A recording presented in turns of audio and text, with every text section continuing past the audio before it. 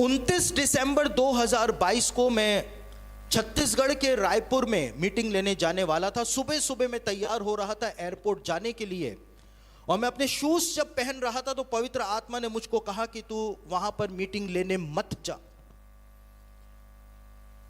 और उसके बाद आगे कुछ भी नहीं बोला। और मैंने कहा प्रभु सारी तैयारियां हो गई हैं, मैं कैसे लास्ट मोमेंट के ऊपर मना कर दूं कि मैं नहीं आऊंगा, मुझको जाने दीजिए। मैं अपनी मनमानी करके चला गया।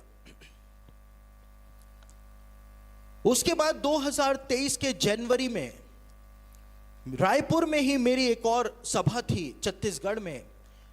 जब मैं कोलकाता के एयरपोर्ट पे था, अपनी फ्लाइट चेंज कर रहा था, तो कोलकाता के एयरपोर्ट पर पवित्र आत्मा ने मुझको कहा कि तू छत्तीसगढ़ मत जा। मैंने कहा प्रभु अब रास्ते के बीच में से मैं कैसे वापस जा सकता हूं, वो सब मेरी राह देख रहे हैं, सारी तैयारियां हो रखी हैं।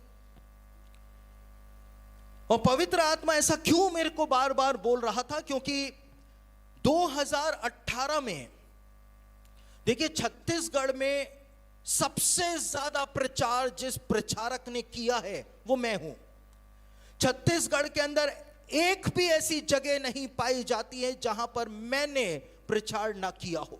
9 सालों तक निरंतर मैंने छत्तीसगढ़ के अंदर प्रचार किया।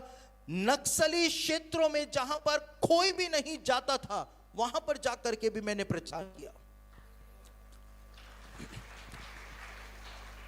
तो 2018 में जब मैं इजराइल के अंदर था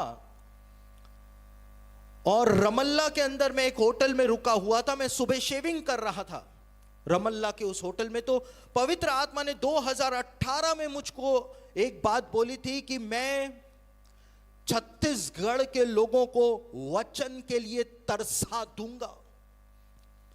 और वो भविष्यवाणी मुझको ही देगा, क्योंकि मैंने ही वहां पे प्रचार किया है सबसे ज्यादा। और उसके बाद पवित्र आत्मा ने स्पेसिफिकली एक शहर का नाम लेकर के मुझको कहा था कि मैं भिलाई के लोगों को, भिलाई जो एक शहर है छत्तीसगढ़ में, भिलाई के लोगों को सबसे ज्यादा वचन के लिए तरसा दूंगा। और उस नगर के अंदर जब लोग आएंगे तो कहेंगे कि क्या ये वही नगर है जहां पे सबसे ज्यादा आत्मिक जागृति सभाएं हुआ करती थी। उसको देख करके लोग हैरान हो जाएंगे। मैंने उस बात को छत्तीसगढ़ के कई सारे पास्टर्स के साथ 2018 में शेयर किया, लेकिन किसी ने वो ध्यान ही नहीं दिया, एवे ही ले ली मेरी बात। और 2022 से ही पवित्र आत्मा ने मुझको कहा कि छत्तीसगढ़ में मत जाना, छत्तीसगढ़ में मत जाना। 2023 के जनवरी के महीने में जब मैं गया, तब भी पवित्र आत्मा मुझको रोक रहा था कि मत जाना। और 2023 में जब मैं उस सभा को लेकर के घर पर आया, जनवरी के महीने में उस सभा को लेकर के आया, तब पवित्र आत्मा ने कहा कि मैं छत्तीसगढ़ के अंदर अब सफाई करने जा रहा हूं, छत्तीसगढ़ तू मत जाना। 2024 जब आया, 2024 के अंदर पवित्र आत्मा ने मुझको एक भविष्यवाणी दी। पवित्र आत्मा ने कहा कि मैं कलीसिया का न्याय भेज रहा हूं उत्तर दिशा से। उत्तर दिशा से कलीसिया का न्याय आ रहा है, जिसको आप लोग सताओ कहते हैं। परमेश्वर उसको न्याय बोल रहा है।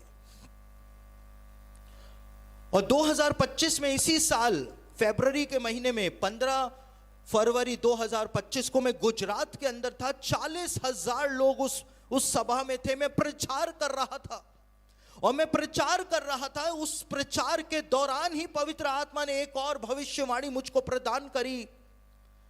पवित्र आत्मा ने इस बात को कहा कि उत्तर दिशा से एक भेड़िया कलीसिया के लिए आ रहा है, एक भेड़िया आ रहा है।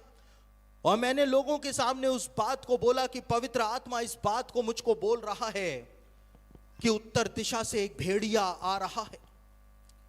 और जब मैं वापस से जिस जगह पर रुका हुआ था गुजरात में, मैं वहां पर गया, मैंने प्रार्थना करी। मैंने कहा प्रभु मैं भविष्यवक्ता नहीं हूं, तो मुझको ये भविष्यवाणियां क्यों दे रहे हो। तो पवित्र आत्मा ने मुझको कहा कि यिर्मयाह उसका 5 अध्याय उसके 6 वचन में जो मैंने कहा था, वो मैं कलीसिया के ऊपर, भारतीय कलीसिया के ऊपर भी पूरा करने जा रहा हूं। और यिर्मयाह उसका 5 अध्याय उसके 6 वचन के अंदर लिखा है, परमेश्वर कहता है उत्तर दिशा से एक सिंह आ रहा है। फिर परमेश्वर कहता है उत्तर दिशा से एक भेड़िया आ रहा है। फिर परमेश्वर कहता है उत्तर दिशा से एक चीता आ रहा है। लेकिन पवित्र आत्मा ने कहा, मुझको स्पेसिफिकली बोला था कि उत्तर दिशा से एक भेड़िया आ रहा है, सिंह नहीं, चीता नहीं, लेकिन सिर्फ भेड़िया आ रहा है। यानी उत्तर दिशा से, भारत की उत्तर दिशा से भेड़िए वाली स्पिरिट जो है वो रिलीज हो चुकी है। और मैंने बहुत सोचा इसके ऊपर कि परमेश्वर कहना क्या मांग रहा है। पवित्र आत्मा ने बताया कि जैसे भेड़िए जब अपना शिकार करते हैं तो शिकार को घेर करके उसके बाद वो उनका शिकार करते हैं, ऐसे ही भेड़िए वाली स्पिरिट उत्तर दिशा से रिलीज हुई है, जो कलीसियाओं का घेराव करके उनके ऊपर हमला कर रही है। वही भेड़िए वाला काम हो रहा। लेकिन कोई इस बात को मानने को तैयार नहीं है। बाइबल के अंदर बात को बताया गया है, यीशु मसीह ने कहा मेरे नाम के कारण तुमको दुख उठाना पड़ेगा, तुमको मारा जाएगा, तुमको सताया जाएगा। पौलुस ने इस बात को कहा कि जितने मसीह यीशु में भक्ति के साथ जीवन बिताना चाहते हैं वो सब सताए जाएंगे। एक प्रारंभिक कलीसियाई अगुवा था जिसका नाम था इरेनियस। यूहन्ना जिसने प्रकाशित वाक्य लिखा, यूहन्ना का एक चेला था जिसका नाम था पॉलीकार्प, और पॉलीकार्प का एक चेला था जिसका नाम था इरेनियस। और इसीलिए इरेनियस ने जो कुछ भी लिखा है, बाइबल स्कॉलर्स उसको बहुत ज्यादा महत्व देते हैं, क्योंकि बाइबल स्कॉलर्स का मानना है कि जितनी भी बातें प्रकाशित वाक्य से संबंधित यूहन्ना ने अपने चेले पॉलीकार्प को बताई होंगी, पॉलीकार्प ने वो सारी की सारी बातें अपने चेले इरेनियस को जरूर से बताई होंगी।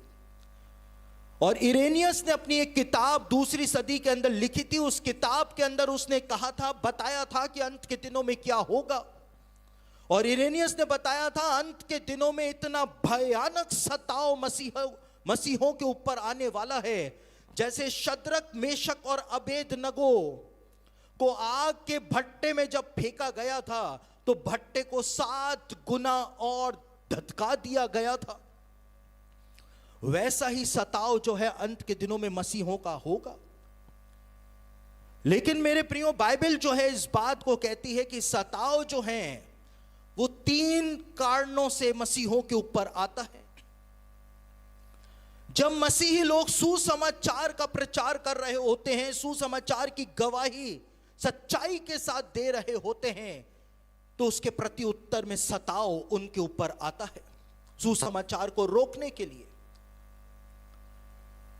लेकिन बाइबल में इस बात को बताया हुआ है कि यरूशलेम की कलीसिया के ऊपर सताव क्यों आया।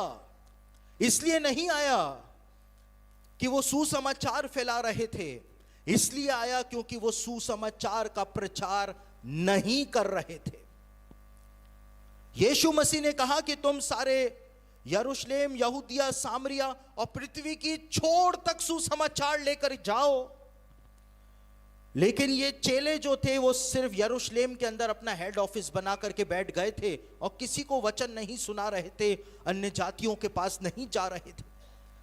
और अन्य जातियों के पास नहीं जा रहे थे, इसलिए परमेश्वर ने सताव को भेजा, सबको तितर बितर कर दिया। और जो तितर बितर हुए थे वो सब वचन सुनाते सुनाते कलीसियाओं को बढ़ाने लग गए थे, इसलिए सताव आया था।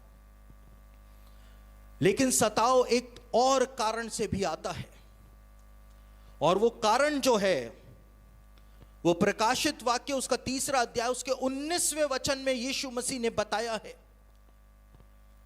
यहां पे लिखा है प्रकाशित वाक्य 3रा अध्याय उसके 19वें वचन में, मैं जिन जिन से प्रीति रखता हूं उन सबको उल्हाना और ताड़ना देता हूं।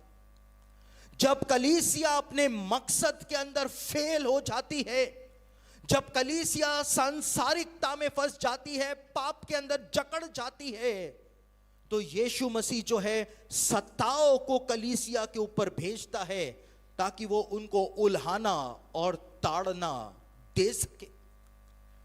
आज हम बोल रहे हैं कि सताव हो रहा है, तो हमको यह भी स्पेसिफाई करना पड़ेगा कि इन 3 कारणों में से किस कारण से कलीसिया के ऊपर परमेश्वर ने सताव को भेजा।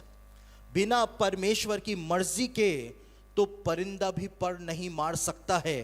तो ये सताव तो बहुत बड़ी बात है, बहुत बड़ी बात।